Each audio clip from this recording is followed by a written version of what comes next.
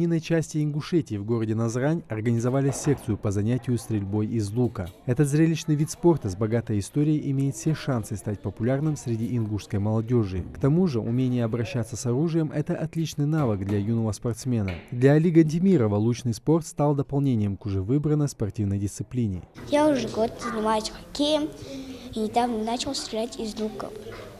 Мне это очень нравится.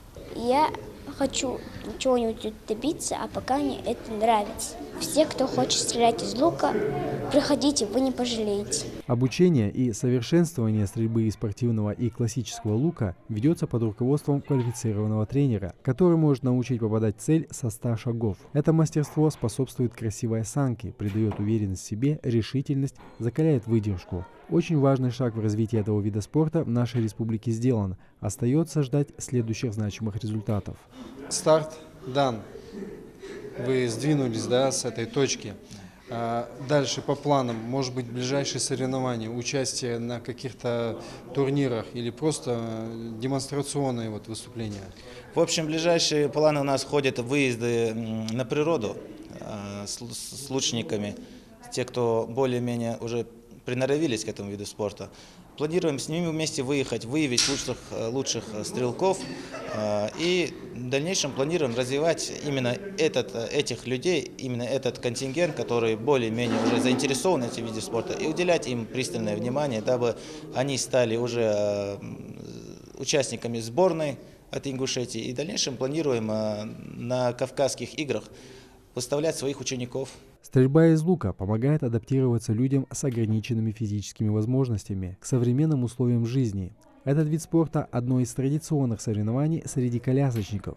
Неспособность ног полноценно функционировать с лихвой окупается работой рук. Наряду с паралимпийским направлением лучный спорт используется для реабилитации и отдыха для особенных людей. Я давно искал такое место.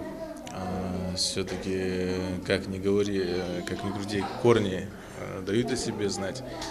Этим видом спорта, это как бы можно сказать, что наш национальный вид спорта. Предки этим видом спорта жили даже, так можно сказать. И я как бы отдаю предпочтение традициям ингушского народа, предкам ингушей.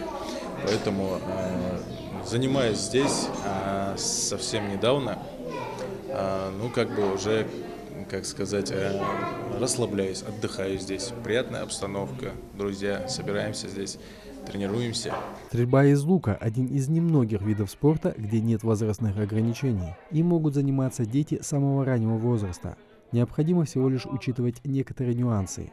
Многие дошкольные учреждения стали активно включать в свою воспитательную программу этот уникальный вид спорта. Любое направление спорта, любое, будь то плавание, будь то бег, тяжелая атлетика или самое, такое потрясающее, что-то новое, как лучная стрельба, плюс тут еще и топорики, ножи различные.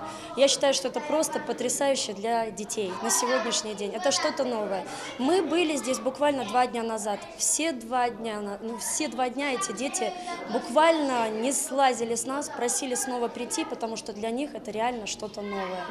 Я считаю, что это только позитив, это только для развития, это просто суперское направление.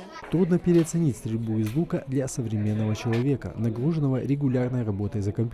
Обучение стрельбе из лука – это одно из лучших решений для детей и взрослых с любым уровнем физической подготовки, желающих не только отдохнуть, но и укрепить здоровье. Харон Аздоев, Исрапил Чахтиев, Новости 24.